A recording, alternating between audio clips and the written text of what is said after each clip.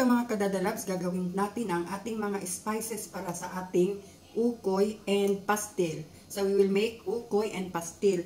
So itong dinikdik ko is para sa ukoy ito. Ihahalo nito sa mixture ng ukoy with the toge and the flour and egg. So at ito ang spices niya.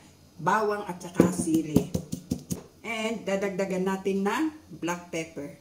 Ito yung buong black pepper na dinikdik ko kanina. So, ayan.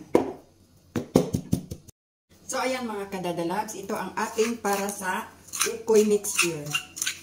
Ayan. Ito ay dinikdik na pinong-pino para sa ukoy. Ito, ang chopped onion with this garlic with pepper and black pepper, chili and black pepper, ay ihahalo natin ito sa mixture ng ating ukoy. So, gagawa tayo ng dalawang menu today. This is for pastil and this is for ukoy. So, ayan. And, tulad ng sinabi ko mga kadadalab, itong bawang na hindi ko binalatan, we will use this for the sauce. So, didikdikin ko ito together with the skin. Ito ay para sa sauce ng ating ukoy at pastil. At lalagyan din natin ng black pepper. So, ayan. So, ready na yung mga kadadalabs. At ito ay hahaluin natin ang toge at saka flour with the egg para sa ukoy. So, let's go! So, ipiprepare na natin mga kadadalabs ang ating mixture ng ukoy muna. So, ito ang gagamitin nating toge para sa ukoy. And then, we will use 2 egg. Hindi natin i-direct dito sa ang pagbasag ng egg kasi minsan may mga balat ng itlog na mahahalo doon. So, I prefer to rake it into the bowl. Ayan. Ayan, we'll use 2 egg. At, ihahalo ko dito sa toge. Ayan. And, ihahalo ko na rin itong, this is for ukoy. Ayan. And the chopped onion.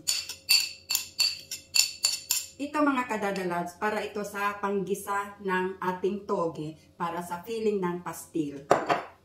So, ayan. So, ihahalo natin.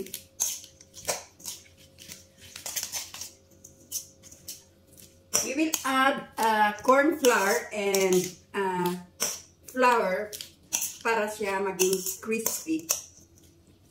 Yan. So, ayan mga kadadalabs, na-mix na natin ang toge at saka itlog at saka bawang and garlic and onion. Now, we will add the flour. Tansya-tansya na lang mga kadadalabs kasi kainin din dito sa bahay. Yan. So, tansya-tansya na lang. Flour. Hindi naman masyadong marami. Mga 1 cup lang. Mga 1 cup and ang ating corn flour. Para mag-crispy siya. So, 2 tablespoonful corn flour. And then, dadagdagan din natin ng konting 1 teaspoon of baking powder. Para medyo ma-alsa-alsa siya. Ganyan lang. And then, hahaluin na natin.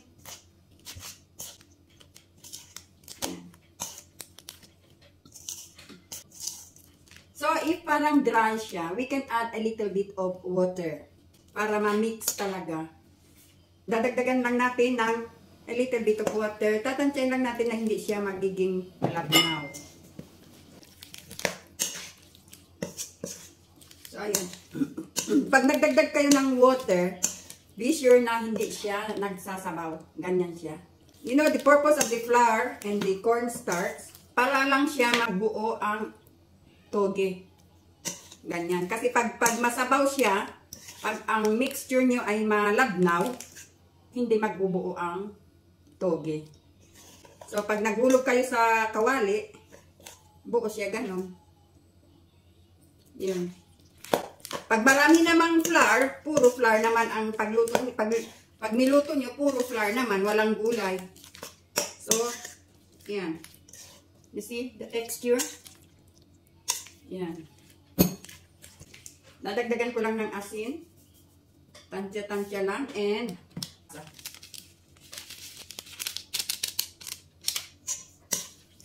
nilagyan ko ng magic sarap.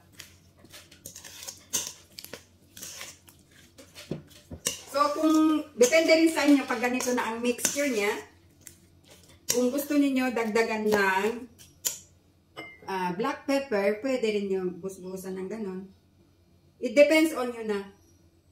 The most important is how you mix the mixture.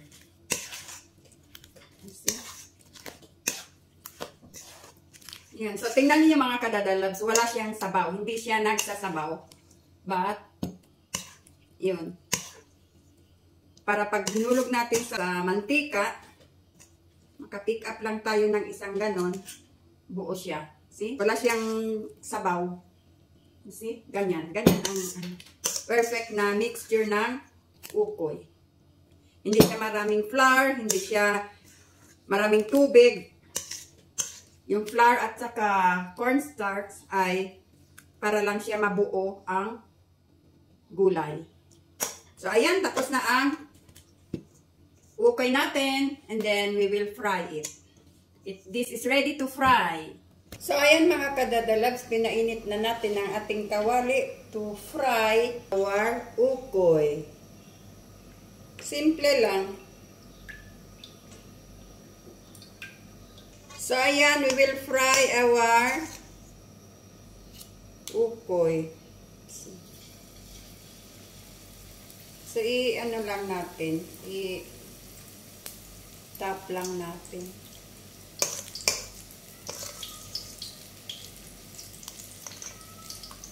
Be sure na gagamit tayo ng 2 kutsara. Para pag hulog natin. Alam niyo mga kadadalabs, hindi siya maraming flour. So, pagkain natin ng ukoy, mafe-feel natin ang gulay talaga, hindi yung puro flour. Kaya lang, sayang lang at wala tayong available na shrimp. Ayan, see?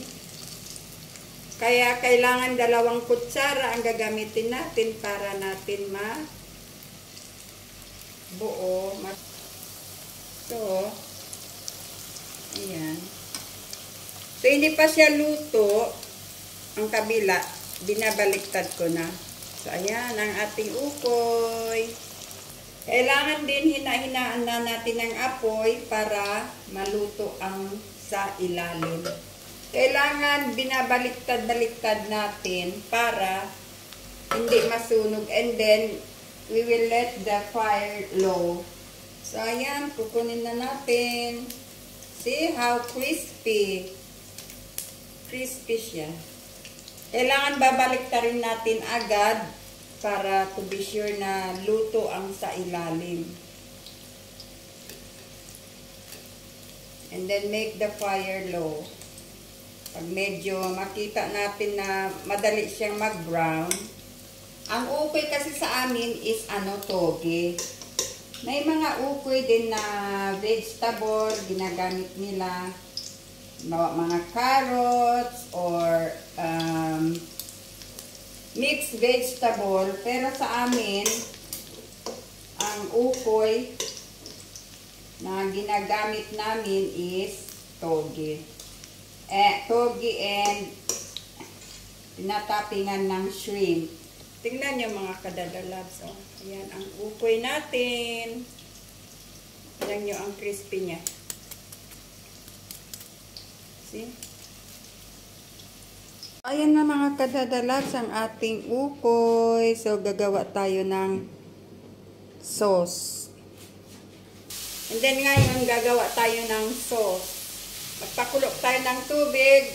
And then, kahit hindi pa kumulo, lagyan na natin ng suka. Like, para makita ninyo, mga isang ganito.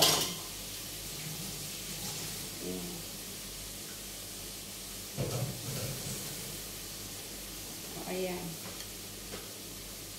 Or or dalawa. Idalawa natin para kasi yung iba kasi gusto nila.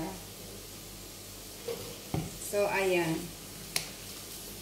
And then, ihulog na natin ang ating yung dinikdik na bawang at paminta na kasama ang skin ng bawang. Ilang nalagyan ng sili. Later na lang natin lalagyan ng sili. So, ayan. And then, lagyan na natin ng asin.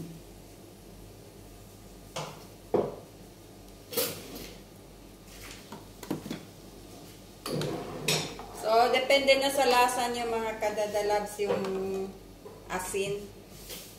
At, ihulog na natin ang ating paminta. Lagyan natin ng konting toyo. Ayan.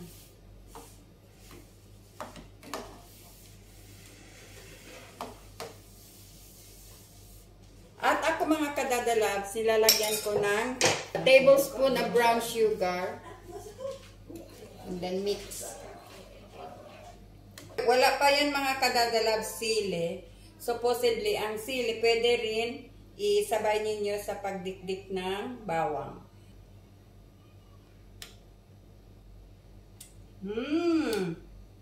Ang sarap. Simple lang pero ang sarap ng sauce. Yan. Malasa siya kasi ang bawang ay sinama ko yung balat. Ang sarap. So kung gusto ninyo yung malapot-lapot, magmi-mix lang kayo ng water and cornstarch or flour para ilagay nyo dito. Or while it's boiling, you can put it the mixture of cornstarch with water. Ayan na mga kadadalabs ang ating ukoy.